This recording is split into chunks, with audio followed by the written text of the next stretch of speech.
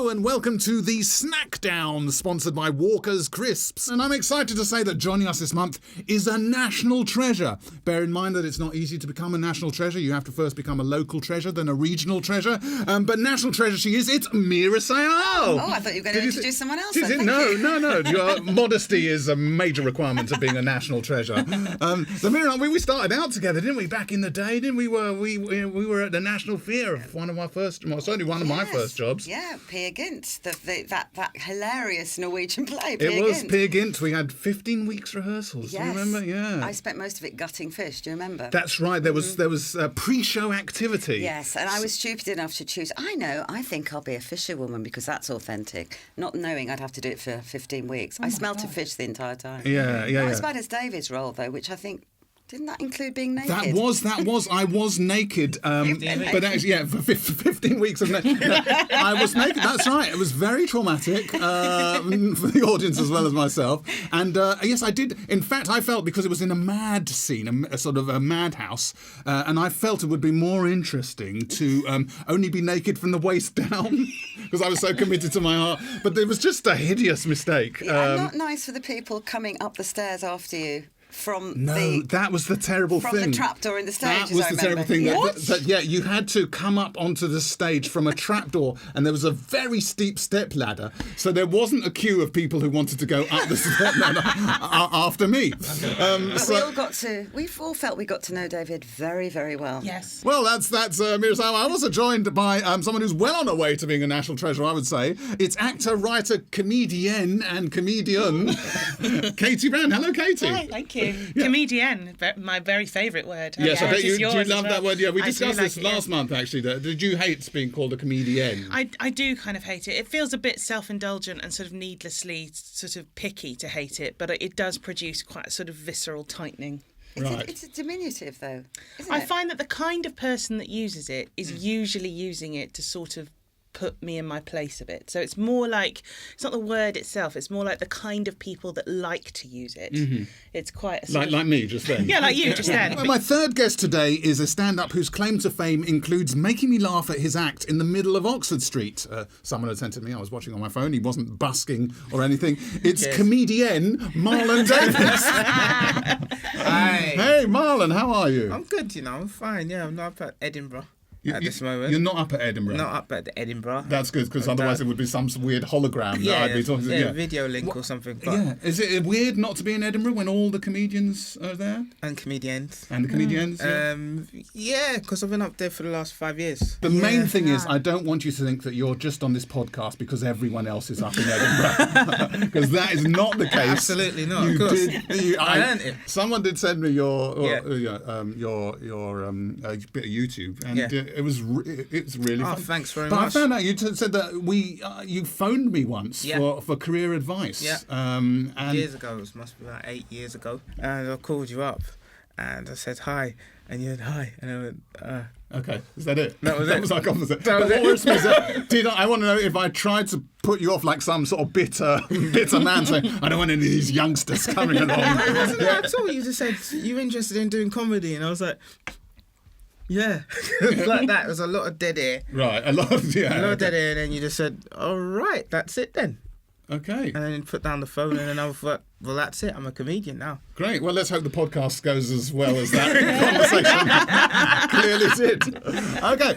And it's been quite a month since our last podcast, or Vodcast, if you're watching on the YouTube. The Spaceship New Horizons did its fly past of Pluto, sending back some great photos. It took 10 years before we were finally able to see the photos, partly due to the enormous distance covered, and partly because Pluto couldn't decide what Instagram filter to use on each photo and whether its moon looked big in it.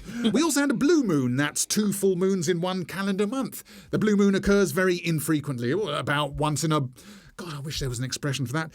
The blue moon was quite exciting to see if you're into that sort of thing, though. Scientists warned that it can leave you standing alone without a dream in your heart and without a love of your own. So watch out for that. And it was also revealed that people who consume spicy food 6 or more times a week reduce their overall risk of death by 14%, unless they tried to light the gas fire shortly afterwards. I just realised that I didn't write that knowing that you would be on this show, Meera. Thank you very much. I feel vindicated. Yeah. So, I'm actually 84. sure. You're actually, yeah. You look great on it. And yeah, the Edinburgh Festival began with more comics than the bottom row of a newsagent, and we've already found out Marlon isn't there. No. Katie, have you been recently? I've done the Edinburgh Festival as a comedian 4 times, but I haven't done it for a long time. But I am, and I sent my agent an email. The title was just "Hell Freezes Over," in the email. I'm thinking I might like to do Edinburgh again. I feel a weird hankering. Oh, so yeah, maybe. I'd lie down and wait until that passes. Okay. Do you think it might be something I ate? Because it is weird, Marlon, isn't it? It's that sort of thing where you go up thinking, this is my year! Yeah. And then there's always a couple of little reviews or hints in the first week where you think, this truly is my year! And then it does, or maybe you've had wonderful experiences, Marlon. It's always been good. I've always enjoyed myself up there. Have you been up? I don't do stand-up, so I've never been up as a stand-up, but my... I did a one-woman show in my last year of uni, which I took up there, and from there I got my first ever job with an equity card. So Edinburgh that was your year! That was really my year. Yeah, fantastic. All right, I've got some material to get through, so I better move on. Enjoyable chat. But now it's time to see what internet gold we've managed to mine from our internet fracking in Inside the Packet. So there was, first story is there was I don't know if you saw it, the lovely story of a great-grandmother from South Wales who finally got her bucket list wish to drive a tank for her 101st birthday. So what's on your bucket list then, Meera? One of my bucket wish lists is to buy a bucket. I don't have one. You don't have a bucket? I don't have a bucket. Well, that should definitely be number one on the bucket list. On a bucket list? Get the bucket. Get the bucket. That's number one. I have bowls. Plenty of bowls. So when you use that, I mean, this is real inside stuff. Yeah. When you mop a floor, yes. What would you use? I use a bowl. A bowl? Yes, it's a big bowl, and one could say it was a bowl-like bucket. It's borderline bucket. Yes, but it's not actually a bucket plastic. Okay, well, fantastic insight there into Meera Syal's life there, home life. This is why it's worth listening to this podcast, people. You get all the good goss here. And did you know Balti means bucket? Balti means bucket, okay. Is that the shape of the... Yes. To do with the pan it's So I have a Balti too. I have a Balti pan. Do you have a Balti list then? I have a Balti list. It's the abseil down the Taj Mahal because that would be the most Balti-ish thing I could do. Yeah, Right? it's so Balti. She's just so Balti, that Meera Syal. Do you have any... anyone got any things that is on their bucket list? The trouble is with bucket lists, my bucket list is so unrealistic that it might as well not exist. I mean, it's things like sort of win an Oscar. Or come on, love. That's possible. Meet Michael Jackson, which obviously isn't going to happen less now. possible. So I just sort of feel like I'm so demoralised by my own bucket list that I just prefer to ignore it. I once bet a friend at school very arrogantly, because I was an incredibly obnoxious person at school, as I'm sure you can imagine. I bet a friend in science £50 that I would win an Oscar by the time I was 40. You've got time. Time is running short. Yeah, but your goalposts change. Because when I was 20, I thought I will definitely win an Oscar. That's a given. I'm going to win one. Mm-hmm. When I was 30, I was like, I'm pretty sure I'm going to win a BAFTA. Mm-hmm. When I was 40, I really like a job. Yeah. Really like a job. Just a commission. Would just be really. It doesn't even have to turn into a show. Just a pilot script commission would be really lovely. 50 plus. I'd really like someone to know my name. That would be good when I'm walking down the street. Even if it's your husband. I do find the physical problems of being old difficult. I know that on December 17th, 2013 was the first time I bent down to pick something up and went, oh, really? And I remember the date. I remember the date because I just thought, whoa, I've become someone who just whenever you and sitting down you go, Are you making the noises? I'm making the noises. Yeah. And when you stand up, yeah, with a bit with my knees engaged. Hey, cowboy! Oh, that's all right. It's just as your knees recalibrate. What are you, Marlon? You got a bucket list? Very opposite to bucket list because it's what people want to do. I'll do things that are opposite to that, to be fair. Well, that people don't want to do. Yeah, it was... Well, you seek out things that you personally don't want to do either. Yeah, that's it. Like what? It's like for instance, I can't tie my shoelace. You can't tie your shoelace? I'm 32 and I don't want to learn. So what happens when you got slip-ons all the time? You have Velcro. No, I just tuck it in. So you're like tuck anti-bucket list is you're determined to never learn to tie your shoelaces. That's right. Before you die. That's right. I see. Okay, all right. So that's a great one. So basically, everything that you've done already is fine for you. Yeah. You don't want anything else. It's like a sort of Benjamin Button bucket list. You've done it all. Yeah. You've done it all. If I haven't done it by now, I'm not interested. I get really envious of people who can ride bikes. I'm a cyclist. Who can ride bikes without their hands. You know, just I've never been able to do that. Simple things like the whistling, the whistling with your fingers in your mouth. Yeah. Oh, I can do that. Yeah. Can you do that? I can do that. Prove it. Oh, Thank you. what I'm interested in though, David. I can't do it. How do you learn to do it? I don't want to practice. I must do it now. We understand I you don't want it. want to learn. But I want to But learn. isn't this more of a sort of a to-do list? When does a to-do list become a bucket list? Oh, When you're old. yeah, true. But if I was able to whistle with my fingers in my mouth, it would be a major. It would be like you winning an Oscar. I would just feel incredibly good about myself. That's just practice. Is it? Internet shopping's our next subject. I want to talk about this because I saw this picture that went viral of a woman who bought what looked online like a very beautiful dress. And have you all seen the picture? Yeah. You've seen the picture of it. So it looks, I don't know, it's like a sort of year 6 project by kids who don't really know how many arms a person has made it out of cardboard. It's really good. It looks like a paper airplane. Yeah. It does look like a very cheap fabric. Yeah. You're right. It's a Cut paper. all wrong, darts in the wrong place. Yeah, it's Maybe that's just her, actually. right. All right, don't get personal. Do you internet shop? Is that a big part of your life, Katie? Yes, I do. I do internet shop. But I'm starting to see the value of real shops now because you don't have to wait. I suddenly had an epiphany the other day where I thought, well, I was sort of annoyed because I needed something that night. And I thought, I haven't got this thing that would go with this outfit that I want to wear. And I thought, I'm going to have to order it and I'm not going to get it in time, obviously. And it was like I'd forgotten about real shops. I thought, hang on, there's a whole load of places where I could just go and get it like right now if I wanted. Do you online shop? Online shopez-vous? I would never buy clothes online. No, just because you wouldn't. just don't know if they're going to... But you've got all of that sort of stuff, but then you also got people with the reviews.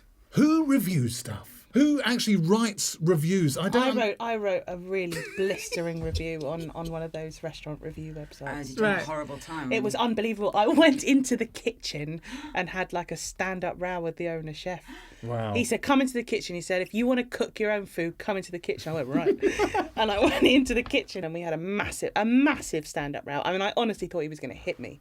I thought he was going to throw me out of the kitchen. I've never lost my temper like that. I don't. This is getting away. I do not understand rowing. Really? Just At all? Yeah, very bad at Are it. you a passive-aggressive sulker? I guess I am. Yeah. I mean, the way you put it, that sounds negative. I was spinning myself as this hero who never gets into rows, and now I'm a passive-aggressive sulker. Yeah, I think How dare you? What would you do then in that situation? If you were in a room that was meant to be a kind of celebratory dinner with 15 people and you saw every other person in the restaurant being served before I'd you... moan. You'd moan to the people around you. Yeah, and then I'd go. Way. And then you'd leave. That's Yes. so passive-aggressive. Right. Is it? Yeah. So you're saying it's not good what I do? I should have a row with people.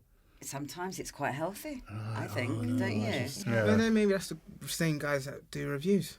They write the reviews afterwards. See, I understand upset, but don't say writing anything. angry reviews, but who are the people who are writing good reviews? I don't really understand people who review clothes positively. They just go, this arrived, this jacket arrived, it looks really nice on me, I'm going to wear it with my nice black trousers. You just go, well, Okay, thank you. Yeah. good for you. I don't.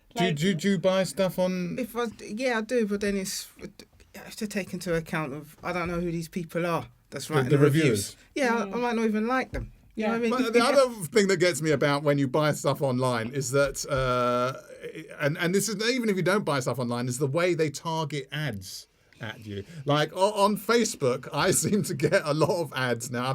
I hope it's my age group for catheters. And I always think, God. what are you trying? Why? I don't know. I mean, it must be my age. I've never bought anything to do with urinary problems. I've never had a catheter on. Really? No. Oh my God! Do you know what really winds me up? Is when you've bought something already and then for the next 3 weeks on things like newspaper websites or wherever, though the advert for that specific thing comes up over and over again. And you just want to go, don't advertise it to me because already I've bought bought it. it. Yeah. I don't want another I'm not one. going to just buy another one. Yeah. I'm not going to buy another bed. But I've never bought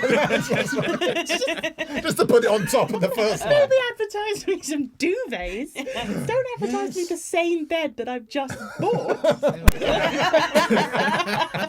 Yeah, the other clip that I saw this month that I really liked was it was a tube train or a subway somewhere in the world, and it had this woman and she was looking at something on her mobile phone and she just started laughing hysterically, and another woman started laughing at the fact that she was laughing, and then it just spread to the whole carriage. Yeah. So and I just saw, and it was really, and I was crying with laughter at it, even though I didn't know what the thing she was doing. No one knew what. And I just thought how amazing laughter is. It felt quite like it's contagious. Yeah, it is contagious. I can't imagine that happening on the tube in London. I mean, a load of people tutting or going shh, maybe. But I mean, have you ever been in a situation where laughter has been out of control and we shouldn't have? I used to do a sketch which was all based on this. I would come out dressed as a nun and I would start trying to say, I work at the local hospice. But get the giggles every time. I just couldn't get through the line, and I would get the giggles. And that was the sketch, that I couldn't say this thing that was meant to be very sincere, that I was meant to be doing a talk about my work, and I couldn't stop laughing. And if it went well, it really, I mean, it was astonishing how well it could go. And it's just because that's that thing of they don't know what they're laughing at. No, it's just me trying not to laugh while saying this line that's meant to be very serious and sincere and about something serious and good and earnest. And it was quite incredible the way it would work. And sort of 80% of the time it would work really well. But if it went badly, it went very badly. Yeah. And I remember in Edinburgh, I did it once and everyone was just very confused. Also, if someone came in late during it, it would kill it immediately. But I remember this one man just shouting out from the audience, "Oh, get it together, woman!" And it was just like, I can't break out. I've got nothing to say. Yeah. Do you find in gigs that it's great? I mean, please God, people will always laugh at gigs that I do, but sometimes if there's one person with a particularly strong laugh, that can also be bad, because that can I remember someone with, I mean, I don't know if I can do an impression of laugh, but it was quite like it was sort of That's my laugh. Is it? Yeah, that's my laugh. But it oh, there we are. Yeah, that's what my laugh is. So if I'm in a comedy club and I start laughing, the whole audience starts laughing again. So it's the same sort of But there's a time where it's great you get the audience. There are times where it shifts. Once the audience starts noticing this laugh, they stop listening to the jokes and they start. You have to just start interacting with the laugh. And sort of conversing with the laugh. And that becomes, you have to throw all your jokes out, and that becomes the rest of your set. Really. Just hoping that they stop laughing. Yeah. That's what you get. And I mean, if I'm not in a comedy club, it can just be in any sort of situation. I get told all the time, just don't laugh. Really? Because of your strong laugh. Yeah. There was a guy when I was a student back in the day, and he laughed in a sort of just one beat. But it was a very strong. It was like just don't catch him when he was eating, because it was literally like this. It was, that was it. Never developed from that. That's quite amazing. Like a kind of perfect violent pellet of a laugh. Yeah. Everything out in one. Efficient. Yeah. I should think he's gone on to be very successful. But it would be like, do not tell him a joke when he's eating. No. Because you would get severely sprayed. Have you ever seen people laughing a lot on the tube? That's my attempt to link it back to talking about. That's fantastic. You think, yeah. I have laughed on at things that people have texted me or put on Twitter a lot on the tube before, and it can get a bit embarrassing and awkward. Well, just kind of people just like, oh, pull yourself together. Is that the most severe breach of tube etiquette? What? Squawky, screamy laughing? Yeah. No, the most severe breach is, I think, touching somebody inappropriately, but that aside, is singing pop songs together as a group. Which is also something I remember teenage girls like to indulge in. I had a terrible thing happen to me. It was worse for the other person involved in this anecdote, as you'll see, is that I had hay fever, so it was a few months ago, and was suddenly ambushed by a sneeze. And in that way that you don't have a chance to get out a tissue or anything. But I thought, I'm on the tube, I don't want to spread germs. So I brought my hand up in front of my face too, so that it didn't spread. But the angle of my hand meant that it sort of ricocheted sideways to the person sat next to me. And then we were both incredibly British. She didn't say anything. I didn't say anything. No. I wanted to say to her, it's just hay fever. It's not, but I basically... I might as well have turned my face right into her face and sneezed. And it was just like awful. What noise you on the tube, Marlon? People vomit. Right. Controversial. Wow. You're really out there with that one. I think a lot of people would disagree with that. I sometimes get people coming up to me on the tube and saying, I like your work, or something. Or sometimes it's abusive. Often it's a compliment. And then it's awkward because you're stuck. Yeah. And the journey's long. Yeah. I sometimes get people debating loudly in front of me about whether I am who I am or not. Yes. Like, it isn't. No, it is. This show is her, but why would she be on the tube? No, it is. Look at her face. Yeah. No, but she's like looks different on telly. Like, and you just sort of think, I don't know what. Should I cut in? I don't. Yeah. Or should I? I've had that where someone has actually walked over to me and put their finger on my shoulder and gone, "This one, this one here." I always like, "Are you that girl?"